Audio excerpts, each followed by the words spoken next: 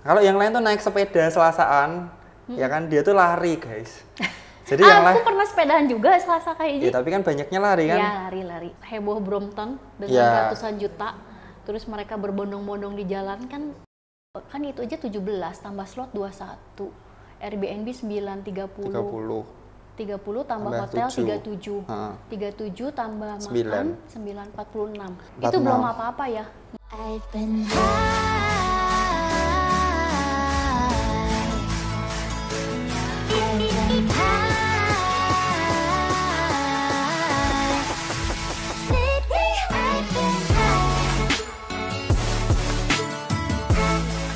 Halo teman-teman, apa kabar? Balik lagi di channelnya Dani.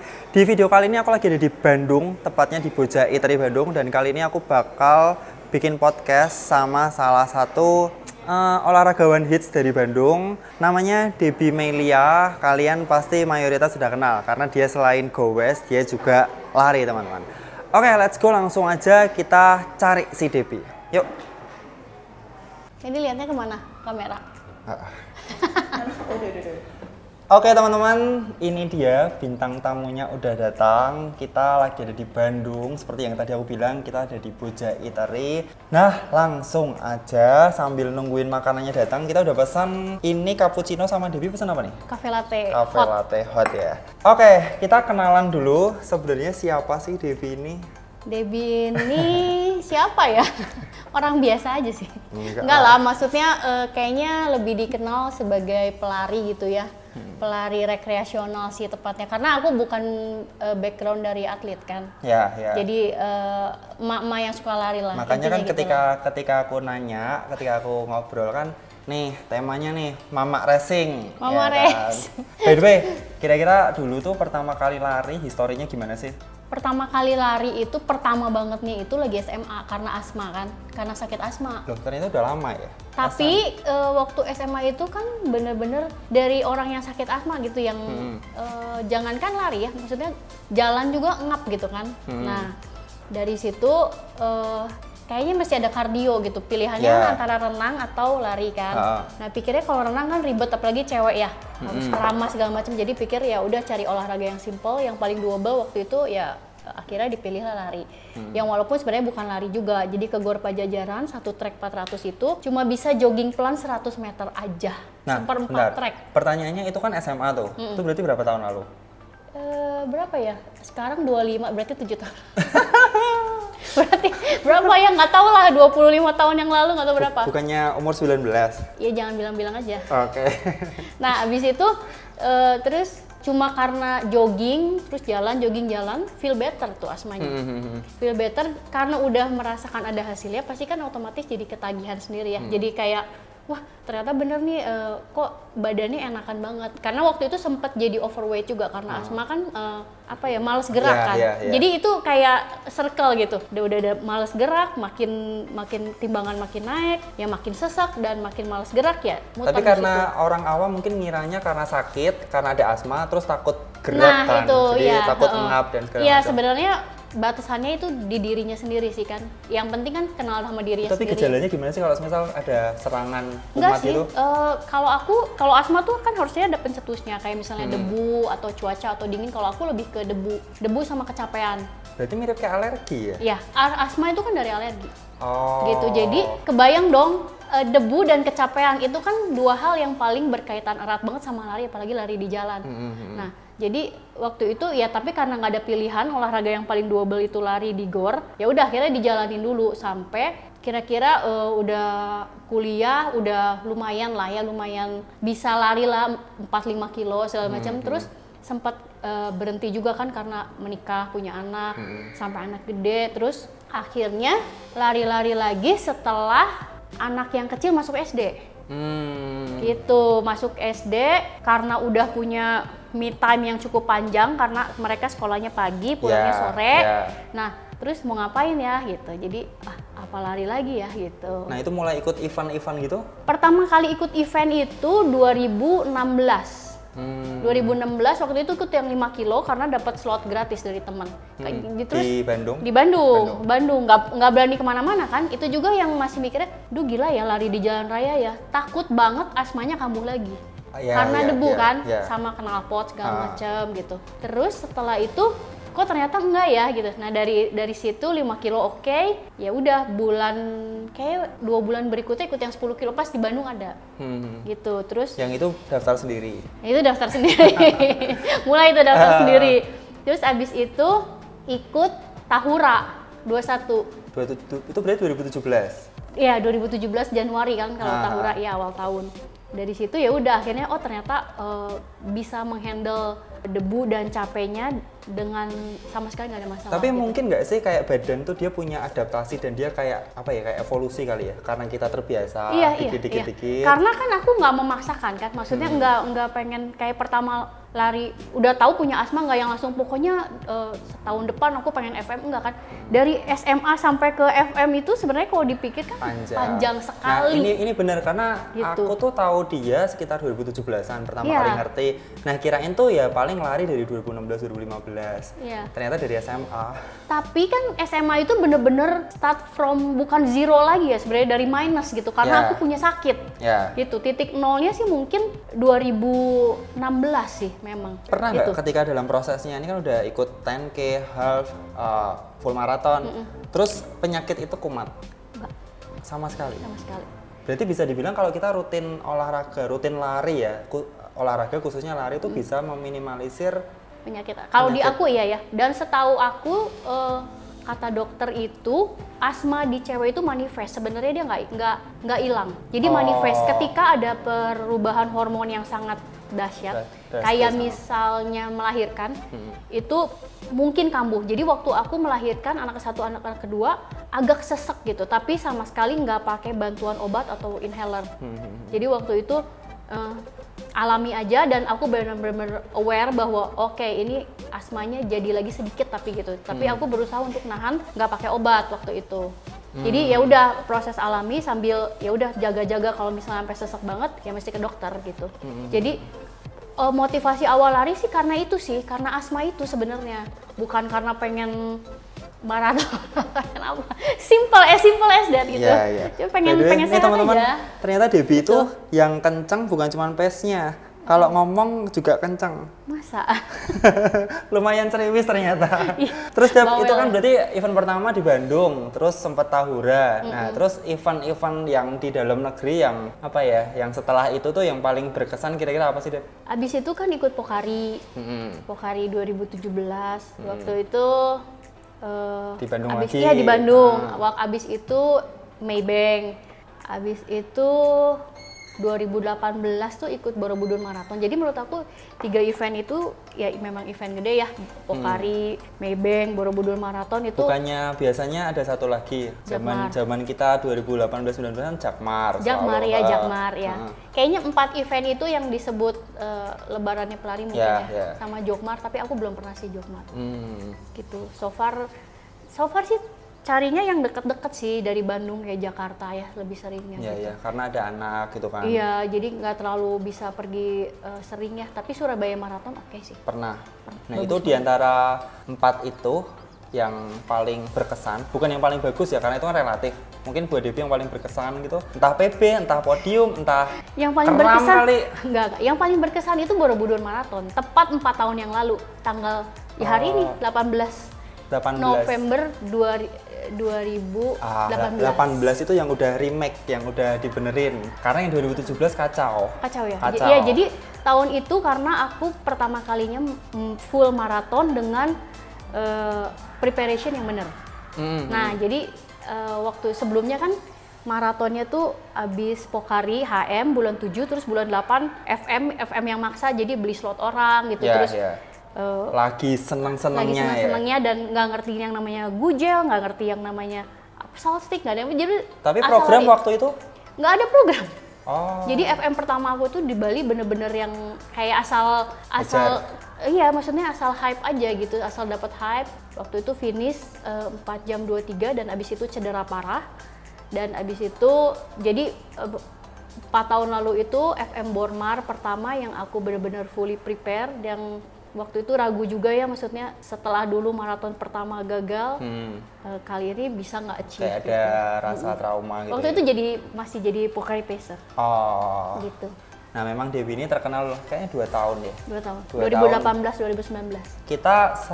Kita beda angkatan, sama-sama Pester tapi beda angkatan. Sombong dia, aku masuk dia keluar. Kan kita harus gantian, memberi kesempatan. Tapi ini teman-teman, omongan Dewi ini ada yang kayak bertolak belakang. Tadi ngomongnya kan dia bilang mencari event yang deket-deket aja. Nah, cuman belakangan dia keliling dunia di mana-mana. Itu gimana tuh ceritanya? Kayak mencari pengalaman baru ya. Nah, faktor utamanya sebenarnya karena anak. Karena anak aku udah gede, bisa lebih ditinggal. Kalau dulu kan kayak waktu Borobudur maraton aku bawa gitu, ke Pangandaran aku bawa gitu, masih aku bawa-bawa karena mereka masih SD gitu. Sekarang kan yang gede udah kelas 1 SMA, yang kecil udah kelas 3 SMP. Jadi waktu mereka lebih bisa ditinggalin lah, udah lebih mandiri. Jadi umur emaknya 25 tapi anaknya gede-gede. Iya. Punya anaknya berapa ya? jadi emaknya masih udah lebih bisa untuk berkelana gitu. Mengejar passion. Pertama kali apa dulu tuh kalau yang di luar? Di luar negeri sebenarnya pertama banget tuh Singapura 2XU. Tapi waktu itu berarti half marathon. non apa sih WMM ya? ya? Bukan. Terus abis itu 2018 aku sukses FM Bormar, dan 2019 yuk coba untuk FM di luar, waktu itu Gold Coast. Gold Coast Marathon. Oke, kita coba aja karena dari aku kan Gold sama Coast Coach Andri. Australia. Ya, Gold Coast Australia. Waktu itu Coach Andri bilang kalau dari data hasil latihan kamu bisa BQ, coba kita coba gitu. Jadi itu first 19. attempt 2019. First attempt untuk BQ Juli 2019 dan dapat, ya udah gitu aja. Bentar, sebelum makin panjang, BQ itu apa biar teman-teman juga paham. Mungkin ceritanya dari WMM dulu kali ya. Jadi kalau dibilangin WMM sesuai namanya World Major Marathon. Jadi itu adalah rangkaian sebenarnya. Sampai saat ini baru 6 ya. Dari Abbott, dari di Amerika 3 dan sisanya 3 kan. Boston, New York, Chicago, Tokyo, London sama Berlin. Nah, jadi itu rangkaian maraton, 6 maraton terbesar di dunia yang dibuat oleh Abbott. Nanti kalau misalnya udah dapat semua kan ada medali yang 6 itu ya. Dikumpulin gitu ya. Jadi dari masing-masing maraton 6 itu kita ada jalurnya sendiri untuk mengikuti event tersebut. Istilahnya buat dapetin slotnya. Ya, buat dapetin slotnya entah dengan bayar, ballot atau dengan charity. Nah, untuk Boston sendiri dia istimewa karena dia nggak pakai ballot tapi pakai kualifikasi waktu. Tapi kalau kualifikasi itu dia berarti nggak diundi. Asal waktu masuk kita cari masuk. Juga. Nah, terus gimana? Jadi Boston itu ada namanya Boston kualifikasi dan Boston acceptance. Jadi kalau misalnya untuk umur aku yang 25 ini kan Boston, jadi dia bagi ya pria dan wanita dan umur kan. Nah, kalau untuk umur aku Boston timingnya itu 3:40. Jadi sebut lah umurnya berapa? Ya itulah. 3 jam 40. Nah, 3 jam 40 itu kita masukin aplikasi, tapi kita masih berlomba lagi nih sama peserta lain yang kan banyak banget tuh yang daftar. Nah, apa yang dilombain? Waktunya. Jadi walaupun udah masuk kepada Boston kualifikasi, belum tentu diterima. Karena dia kuotanya terbatas. Berarti yang top diaduin sekian lagi. Iya. Diadu. Jadi masih dari Boston qualification time, masih ada COT-nya lagi, masih ada cut off time-nya gitu. Bahkan yang terparah itu waktu COVID kemarin cut off time-nya 7 menit. Gila gak? Jadi dari 3:40 harus 3:33 gitu. Dan itu kualifikasinya itu tuh maksudnya yang bisa dimasukin atau kita input datanya itu harus lewat event resmi juga kan? Harus yang Gold Series. Jadi setiap event tuh kan ada penilaiannya. Ini masuknya silver atau apa gitu ya. Jadi dari IAAF itu dia ada daftarnya. Event-event mana yang bisa didaftarkan untuk BQ dan enggak gitu.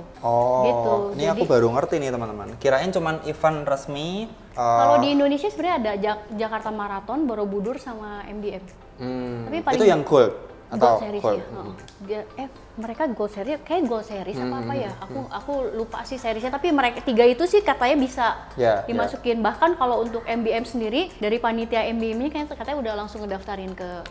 Otomatis kalau misalnya masuk gitu ya? Iya, udah. Jadi kayak udah dikasih rekomendasi lah ke itunya bahwa memang peserta ini udah qualified. Ya.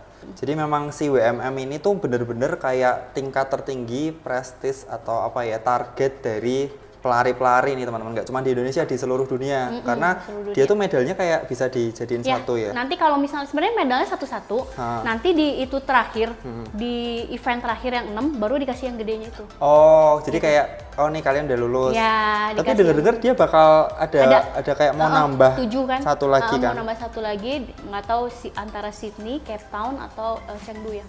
Cina. Jadi kalau mau ikut WMM nggak cuman harus qualified di larinya, kantongnya juga. Iya, betul. Iya nggak sih? Karena Debbie mahal banget. udah mana aja tuh yang udah? Pertama Boston. Dari hasil Boston itu kemarin aku daftarin. Berarti langsung. Yang lainnya belum. Boston dulu malah. Luar biasa. Jadi kalau kalian lihat di profilnya Debbie Melia di Instagramnya itu ada tulisan Boston qualified 3 kali. 3 kali. Langsung mentereng. Karena aku umurnya udah tidak muda lagi kali ya. Katanya 25. Oh iya. Kumaha tuh? Iya, aduh gimana ya? 26 lah, 26 sebenarnya. Iya, 26. 25 atau 52? Masih jauh ya dari 52. Tapi kok seumuran, kalau di penampilan kayak seumuran sama istriku. Istriku yang kelihatan tua atau kamu yang kelihatan muda ya? Yang pasti aku yang pertama. Kita sama-sama 25. Iya. Kita nikah muda makanya anaknya udah gede. Iya benar. Kebobolan. Pengalaman baru lah ya kalau ya kan bosen ya kalau lari misalnya di Bandung terus atau di Bali terus, jadi kayak pengen aja sih bisa ada comparison, terus ada pencapaian juga kan. Ya. Tapi sebenarnya kalau tadi aku bilang selain kita harus latihan fisik, latihan lari, kan memang butuh biaya tuh. Nah, biaya itu sebenarnya nggak melulu kita, maksudnya bukan mustahil ya kan. Kita bisa ya kerja, bisa juga sponsor. Nah, sponsor itu dari mana? Kalian bisa berprestasi dulu di event-event lokal kan. Nah, uang podiumnya ditabungin. Oh iya, tapi lama-lama dilirik. Apalagi makin kesini setelah pandemi itu lari itu kan nge-hype lagi tuh. Ya, dan apa ya, banyak tiba-tiba teman yang dapat kontrak, dapat tawaran ini. Sekarang banyak sih, karena kalau kita lihat dari tourism, kayak Pak Sandiaga Uno udah beralih ya dari musik. Dulu kan kayak acara-acara musik atau konser. Sekarang beralih karena pandemi itu ke sport. Ya, kan? karena orang-orang udah kayak concernnya lebih aware pada kesehatan gitu. Berarti kan udah lari di luar negeri berapa? 3, 4, 5 kali? Enggak, Singapura, Gold Coast, Chicago, Boston. 4. Nah, itu bedanya sama lari di Indonesia apa nih, Dep? Terutama di support masyarakat, itu yang paling ngebedain sih. Support masyarakat, istilahnya penonton ya? Jadi gini, orang luar negeri itu mereka sangat menghargai orang yang berlari gitu. Jadi kayak entah aku ikutnya event gede ya, tapi kayak Gold Coast juga dia kan bukan WMM ya. Tapi kayak satu jalan tuh diblok, bahkan hari itu setengah hari itu diliburin dan nggak ada lah. Kalau di sini tuh kayak cuek ya, event kalian lari. Iya, tapi kan kalau cuek sih nggak masalah ya, cuman mengganggu gitu kan. Kayak misalnya angkot atau motor yang masih nggak mau mengalah sama pelari gitu kan. Kenapa sama Pokari ya? Pokari banget lagi kayak Pokari kemarin gitu kan. Baik yang mengeluhkan karena jalanan di Bandung kecil kan, banyak yang ya padahal itu sosialisasi itu kan udah lama kan. Sosialisasi udah lama iya, cuman mereka tetap nggak mau support ya kayaknya. Dan kasus terburuknya ada yang kayak senggolan, ribut. Banyak lah yang sampai akhirnya pelari ngegebrak angkotnya. Tapi kalau itu tuh nggak cuman di kayak event maraton, event yang road sih. Aku ngelihat event-event UTMB yang trail, itu kan wah support masyarakatnya tuh iya. Kan? Iya, kalau di luar negeri kayak mereka kayak lebih menghargai gitu ya. Kalau di sini tuh yang supportnya tuh itu dibayar.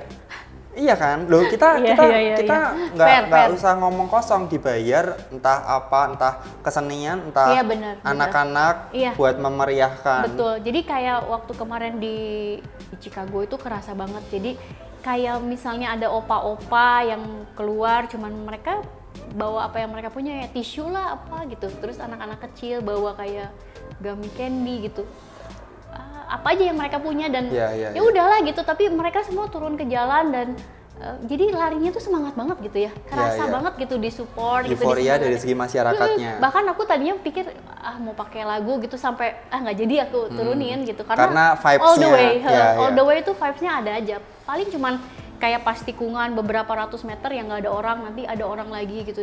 Mereka kayaknya udah dengan sukarela dan seru aja gitu. Jadi yang paling membedakan ya itu sih dari Itu yang paling krusial ya. Iya. Tapi tantangannya itu kalau aku ngerasa ya kayak apalagi Amerika, aduh itu jet lag-nya sih. Itu PR Karena banget. panjang ya. Panjang 12 jam kan. Kalau kita Kalau Gold Coast enak. datangnya dimajuin boros. Wah iya, sangat. Jadi itu kayak walaupun maju juga kayak mau maju berapa sih gitu kan? Iya. Misalnya seminggu pun nggak sampai yang signifikan menjamin pasti nggak jet lag, tapi udah agak mending Mendingan. gitu kan. Cuman kan kebayang dong 7 hari sebelum maraton. Nah, Dep, ini aku sekalian mau nabung nih. Kira-kira kalau semisal mau ikut yang non WMM lah, katakan di Eropa atau Amerika mungkin kan satu level kan. Itu range harga. Kayaknya sayang deh kalau udah kesana terus Ya, nggak ikut WMM. ya oke WMM. Ya, oke. Kira-kira aku harus nabung ngeluarin sekitar berapa dari mulai slot, akomodasi, penginapan? Ini Chicago aja ya yang Ya, aku masih inget ya. ya. Slotnya tuh sekitar 255 itu Dua, 4 jutaan ya, oh iya, kali dolar 15 soalnya, ya. Amerika kan. Kurang lebih lah $255 kalau aku nggak salah. Berarti kan kurang lebih 4 juta. Terus tiket waktu itu PP 16 atau 17 lah, aku lupa ya, sekitar segitu. Itu belum, ya kalau visa kan beda lagi ya. Terus penginapan, aku kan berangkat di sana seminggu sebelum. Jadi dari hari pas aku nyampe sampai H-2 itu berarti 5 hari pertama aku di Airbnb. Airbnb aja aku waktu itu sharing room sama temen 5 hari itu kalau nggak salah semalamnya 3 juta something. 5 hari Airbnb. Satu malam 3 juta. Berarti kan seorang 1,5 juta ya. Ya, 1,5 juta. 5 hari, 1,5 juta. Berarti 7 7,5. Aku malah bayar kayak 6 hari deh. Pokoknya aku bayar Airbnb tuh 9 jutaan kurang lebih. Nah, 9 juta itu udah berapa tuh? Ya, Ya. 29. 27 ya. 29. 29 juta. Nah, yang paling mahal itu hotel yang deket start dan finish. Itu karena pas event harganya up atau memang hotelnya? Hotelnya memang mahal dan Ya. pas karena event itu harganya Jadi- up. Cuman kita kayak nggak punya pilihan ya. Maksudnya jadi kalau aku ngerasanya gini, mau sekalian nggak? Aku udah capek-capek latihan, ya udah harus All sekalian out, semua ya. all out dari segi latihan ya. Kalau misalnya aku cari Airbnb yang jauh banget, terus ke eventnya jadi kayak berantakan gitu ya, kayak Percuma ya. ngejar Effortnya iya, hilang iya. semua. Kayak nanti ngejar keretanya penuh karena itu 40.000 orang loh, ya kan? 40.000 orang. Jadi yang nanti ngejar kereta penuh, Grab nggak ada, itu kan ke mental udah bikin ngedrop. drop. Dan nanti moodnya lari kan? Moodnya lari udah nggak bagus. Nah itu hotel deket start itu sekitar 7 juta semalam. 21. Itu berapa malam di dekat start? 2. 14. Karena nyampenya 7 juta itu semalam bagi 2 ya? Iya, 7 juta juga. Nah, karena beres larinya itu kan kalau di luar negeri kan nggak terlalu subuh kayak di Indonesia ya, kurang lebih jam 8. Jadi harus 2 malam sih. Kalau Ya, semalam ya, kan ya. mereka nggak Ya. cukup untuk waktu Ya. check out-nya. Berarti berapa? 28. Apalagi makan. Makan sih. Makan pasti kan? Di Makan sana sih kan mahal banget. Iya, iya, mahal. iya. Jadi kayak sekali makan kayak beli burger gitu ya $30-an habis burger lah ya. itu hitungannya kan fast food kan? Maksudnya kalau Iya, di sana iya, kan iya. apa ya? Ya semua orang Iya, bisa makan kan, betul. bukan yang bukan yang mahal-mahal ya, banget ya, gitu kan. Iya. $30, 4 25 karena mereka di sana kan tipsnya mahal ya. Ya. Oh. Oh. Untuk tipsnya mahal. Jadi kayak Atau gini, kira-kira sehari untuk makan doang, makan minum gitu, minimal banget 1 juta lah ya. kalau Sehari? Per iya, orang? Iya. 1 juta kali 7 nih, ya kan? Aku kemarin 9 hari. 9, 9 tadi 28 tambah 9, 37. Kita Kayaknya kalau lebih deh. Kan itu aja 17 tambah slot 21. Airbnb 9 30. 30 tambah hotel 7. 37. 37 tambah 9. makan 9 46. 46. Itu belum apa-apa ya. Maksudnya belum kita nggak yang ngitung oleh-oleh juga nggak ya. ngitung oleh-oleh, nggak yang nanti pas di transit pengen jajan atau apa gitu. Ya, kan, ya kita nggak beli oleh-oleh di sana pasti Nah, pengen bukan- shopping kan? nah, belum transportasi di sananya. Oh ya, Nah. nah transportasi di sana gimana hitungannya? Sebenarnya kan di sana bisa naik kereta atau naik transportasi umum. Cuman waktu kemarin aku ke sana kan udah Amerika udah mulai resesi. Ya. Nah, jadi waktu itu karena aku perginya roommate aku cewek juga, kita nggak berani naik public transport. Ya. Jadi otomatis Uber. Uber itu aku abis kan Uber tuh pakai kredit card yang langsung masuk ke ini kan kemarin tagihan kredit card untuk Uber ya untuk aku sendiri berarti nggak kan ini sampai total kan? 3 juta. Selama 9 hari itu ya? Tapi nggak tiap hari keluar gitu kan? Maksudnya yang bisa jalan Aduh, ya jalan? itu kayak cuman 3-4 kilo itu kayak 12-15 Dolar. gitu. Iya, 250.000. Nah, itu kita beruntung karena pas di sana ada temen yang mereka pernah tinggal di sana. Jadi bisa kasih jadi bisa advice ada gitu ya? ada satu hari yang kita 2 hari yang naik mobil mereka gitu. Oh. Itu kan udah irit kan. 347 tambah 350. Visa berapa sih visa? Kayaknya visa Amerika sekitar 3 juta kali ya. Tapi kan itu 25 tahun ya. Ya Ya murah-murah. berarti minimal 50 lah. 50 nggak beli apa? Iya, ya maksudnya kalau kita dipadetin katakan seminggu. Berarti Ya kan itu sebenarnya tergantung pilihan ya. Maksudnya kayak Airbnb-nya dan hotelnya itu sih yang mahal kan itu dan itu pilihan banget. Tapi kalau untuk aku sih bukan mau sok-sokan ya. Maksudnya aku pengennya ketika aku latihan udah prepare ya harus semuanya harus prepare. Sekalian, Jadi iya. kalau misalnya enggak Nggak sekalian. nggak sekalian aja gitu. Sayang soalnya ya sekarang penginapan misalnya jauh ya nggak tahu kalau orang lain yang bisa kayaknya kalau aku mendingan all out sekalian all out or nothing gitu kayak nggak bisa pergi aja gitu. ya itu berarti kita ngomongnya 50 tuh 50 sekitar 50 sampai 55 apa ya? Minimum lah ya. Grade Iya. minimum kan. Minimum lah. Bisa dipres tapi paling berapa kan? Karena yang krusial tuh kayak pesawat ya Dan segitu. slot itu 21 kan? Iya. Nah, 21 Iya, bisa dipres mau tidur di jalan. kayaknya sih kalau di press 35 mungkin ya, 30 sampai 35 kayak yang 35 mungkin ya. Itu Iya. mungkin cari Airbnb-nya yang sharing room mungkin. Nah, kan. loh itu berapa kali UMR kota kalian ya teman-teman. Jadi Enggak lah, itu pilihan siapa bilang sebenarnya. lari itu murah? Oh, tidak. Tidak. Tentu saja tidak. Tentu saja tidak. Iya. Oke Dep, itu mungkin biar membuka mata teman-teman, terutama mataku nih, karena aku juga ya pengen lah suatu saat. Iyalah, harus lah Iya. pengalaman baru. Bisa nyelangin dari sekarang. Iya. Abis ini pengen atau target ke depan mau kemana Dep? Atau udah daftar jangan-jangan? Enggak, belum.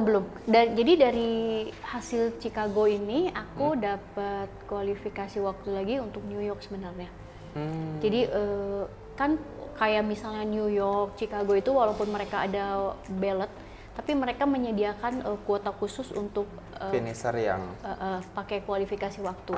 Nah jadi kebetulan dari hasil kemarin itu qualified kalau untuk New York. Jadi kayaknya tahun depan mungkin aku ambil New York kalau ada rezeki. Nah, kualifikasi itu bertahan setahun? 1 tahun. 1 tahun. Nah, dari jadi ada jangka waktunya. lulus gitu ya, dari race Enggak, terakhir? dari race dianya. Jadi kayak New York tuh kan mereka November.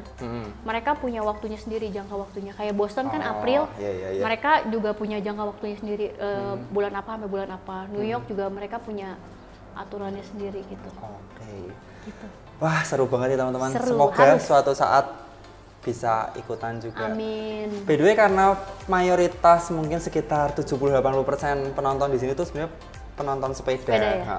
Dan Debbie itu juga bersepeda teman-teman. Tahun lalu kita harusnya sepedaan bareng di Mandalika ya. Iya, enggak ya. Oh, itu Iya kan, sakit.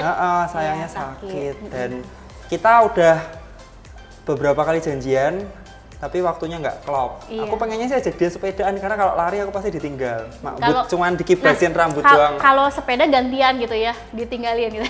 Ya kan bisa santai. Aduh. Coffee ride. Ya, itu Sepedaan kalau itu masih nggak boleh. sih ini? Iya, nanti tanggal 4 Desember kan sebenarnya ada event sepeda juga kan, Pokari. To be honest, terakhir sepedaan itu bulan Mei. Aduh, gimana sih ini? 6, ya ke Kintamani waktu itu. Di Bali juga? Terus Di belum Bali. sepedaan di sini? Belum. Jadi sampai kemarin bannya bocor dan baru beres dibenerin dan belum pernah sepedahan dari Mei itu karena terakhir Mei itu Kintamani dan waktu itu aku langsung masuk persiapan untuk Udah ada ganti sponsor sepeda nggak? mau sponsorin. Ya mau dicariin gampang lah. Aku kalau di lari aku angkat tangan. Kalau di Enggak, sepeda soalnya aku sendiri nggak not itu ya. really into. Jadi karena target utamanya adalah lari dan sebenarnya karena aku orangnya penakut. Jadi kalau di sepeda tuh nyalinya nggak ada gitu kayak aku mikirnya too risky ya kalau sepeda Iya, ya apalagi iya. kalau turunan kayak jalanan Bandung Iya, ini kan iya. dengan udah jalannya kecil, turunan. Lagi trafficnya setelah pandemi kan. Ya, trafficnya, terus orang-orang juga kayak. Terus angkotnya ngomong, Bandung nah, itu, waduh itu kota besar dengan angkutan umum paling mengerikan. Liar. Karena mungkin jalannya kecil Bandung itu. Jalannya jalannya itu rata-rata kecil, sempit gitu loh. Betul, jalannya kecil dan kalau aku sih menilai mungkin dulu ya waktu awal-awal Covid kayak terjadi kesenjangan sosial ya. Maksudnya dikala angkot Yang itu lain pada effort. sepi, Ya. heboh Brompton dengan Ya. ratusan juta, terus mereka berbondong-bondong di jalan kan itu sebenarnya mengundang sekali kesenjangan sosial ya. Ya. Kalau aku sih menilainya dari situ sih, kenapa mereka jadi akhirnya kayak Nggak ngasih, nerima, ya, kayak ya. nggak nerimain kan, kayak gile nih angkot gua sama Sepi, sekali nggak ada penumpang, lu Malah ngalang-ngalangin jalan kayak itu, ya, jadi kan belum kesel lah lagi gitu lah. belum lagi ada beberapa oknum atau orang yang arogan, Ya, kan? nutupin jalan, Nutupin ngeblok. atau sebenarnya Jadi- yang verbal itu ya nggak enak sih. Kalau nutupin sih orang nggak terlalu ya, paling jengkel doang. Tapi kalau misalnya di klakson mobil maksudnya minta jalan, tapi terus, hei apa lo? Nah gitu. Jadi menurut aku semuanya tuh timbal balik ya, kenapa sih angkotnya begitu? Karena pasti ada penyebabnya juga dari kitanya gitu. Tapi teman-teman, kalau kalian tahu Bandung, itu kan di vlogku yang paling terkenal dengan kota Bandung itu adalah Selasa Kaiji. Iya. Ya kan? Tuh view-nya hampir 100.000. Kalau yang lain tuh naik sepeda Selasaan, ya kan dia tuh lari, guys. Jadi yang Aku lain, pernah sepedahan juga Selasa kayak ya gini. tapi kan banyaknya lari kan. Iya, lari-lari. Terus lari tuh nyelipin. Ya tapi Pak, Besok sama aku. Iya. Kita lari berdua ya. Iya. tapi waktu yang curam-curam kan pasti bisa nyusul kan kalau lari. Iya. Iya kan, speed berapa sih? Speed 8 km per jam, Aku paling 5. PES 6 kena itu. 5 berapa ya waktu itu PB-nya? 52 menit kalau Itu nggak apa? salah. Lari. Lari. Jo, kita Aku jadi punya ide, Jul. Besok-besok kita ke Bandung lagi toh. Gimana kalau kita bikin konten balapan? Gue naik sepeda jadi lari. Ya nggak bisa lah, 30 berapa? Dia berapa sama kamu? Enggak mungkin. jauh Dia toh. suruh naik seli. 30 Saya tahu cek berapa? ngomong nih loh, kita Selasaan, aku sak ngoyo-ngoyo, aku kayak 30 apa 31 Tuh, 31. atau 32 ya. Dia 55, tapi lari. Jauh lah. Ya kayak gitu gantian. Debbie yang naik sepeda apa yang lari? Yang bonjol tuh ya. Loh, kan ini kan gue kan spesialisnya di sepeda. Jadi kan gantian. Sekarang kalian gantian. Iya, Aku iya. 41. Kamu Selasa tuh Kahiji. penonton duduk aja. Jadi buat kalian yang nggak tahu, aku tuh salah satu fans berarti Debbie. Saya tahu aku lagi mau berdua nih minggir saya. Nggak apa-apa. Ini intermezzo. Ojo jika awas kan. Bojo galak. Wah ini ternyata seru banget ngobrol sama Debbie, nggak sengaja, nggak kerasa udah Iya, setengah udah jam. setengah Dan ini hari ya. makanan di Boja udah datang. Mungkin Deb terakhir, Iya. sebelum kita akhiri, mungkin tips buat teman-teman yang baru mau mencoba lari, karena belakangan ini karena lari naik tuh banyak teman-teman sepeda yang Kelari. kelari gitu. Jadi antara Sedikit tips. lari dan sepeda itu Lihatnya kan, ke situ kan. ya. Nah. Jadi antara lari dan sepeda itu kan sama-sama olahraga yang aerobik. Jadi sangat menguntungkan teman-teman kalau dari sepeda ke lari atau lari ke sepeda, at least aerobik levelnya udah dapat. Nah, yang perlu diperhatikan adalah semua ya, mau olahraga apapun jangan too fast too soon ya. Jangan Ya. baru mulai lari ngelihat temennya udah ngebandingin sama pelari gitu. Wah, pengen langsung ngejar, itu akibatnya adalah cedera. Itu sih sebenarnya. Dan kalau di lari cederanya lebih mengerikan daripada di sepeda. Tapi resikonya lebih Oh, rendah. iya. Resikonya lebih rendah. Kalau lari ya cederanya lebih banyak karena Lebih banyak dan bener-bener kita kan pakai badan sendiri Iya, ya. nggak dan pakai alat. impact-nya itu sih Deb kalau aku Iya, bilang. impactnya. Ya nahan badan. Nggak ada, kalau sepeda kan ada frame. Iya, enggak. dia cuman kayak ngerol doang. Iya, Kalau lari gitu. kita impact. Apalagi kalau kita start dengan badan yang berat, Iya. lebih ngeri lagi. Iya, makanya jangan too fast too soon, jangan terlalu itu. Jadi enjoy every process. Jadi nggak bisa kayak misalnya gini, orang lain untuk bisa sampai FM butuh 2 tahun. Gue mau setahun aja lah, tapi sehari 2 kali maksudnya di kayak gitu nggak bisa, nggak bisa. gitu. Memang ada progresnya, Nah, memang ada tahapnya. Mungkin sedikit tambahan, dan lari itu nggak bisa kayak sepeda. Karena kalau sepeda itu pertama ada alat dan teknik. Maksudnya teknik sepeda itu teknik shifting. Karena banyak teman-teman tuh yang begitu, karena dia kardionya udah kuat ya, jantungnya udah kuat. Dia begitu lari langsung pace 5. Dia bisa seminggu 2 minggu KO tepar, entah Iya sin sih. splint, entah Iya. ITB, entah apa sih. Karena hamstringnya kena. mereka mikir untuk heart rate-nya dapat ya. Harusnya dapat, harusnya Heart memang rate-nya bagus, dapat. Iya, betul. tapi kakinya itu kan Nggak nggak kuat. pernah diajak Iya, betul. jerok-jerokan. Jadi intinya untuk apapun ada latihannya ya. Kayak pelari misalnya kardionya kuat disuruh Sepeda juga belum sepeda tentu. belum tentu, disuruh nge-gym juga belum tentu Yeah. karena ya kita adalah apa yang kita lakukan setiap hari gitu kan. Kalau latihannya tidak mumpuni untuk itu, apapun olahraganya ya nggak bisa. Jadi harus sabar. Yang jelas teman-teman, benefitnya kalau kita rajin olahraga adalah kayak aku nih kelihatan kayak anak SMA. Jadi Debbie juga nih umurnya nggak kelihatan, dia kelihatan kayak anak kuliah. kamu ya kan? SMA gitu? Heeh. Oh berarti muda kamu? Iyalah. Wah nggak bener ini, nggak bener. Oke Deb, thank you banget Sama-sama. waktunya. Iya, Sekarang bisa ngobrol. kita menikmati makanan di Iya. Bojai tadi dulu.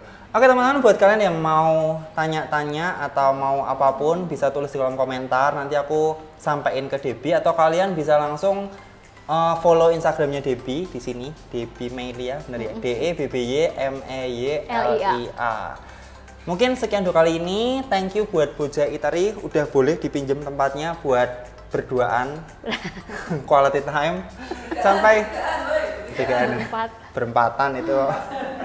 Sampai jumpa di video berikutnya. Tetap sehat dan tetap semangat. Bye bye. Thank you, bye bye. Oke.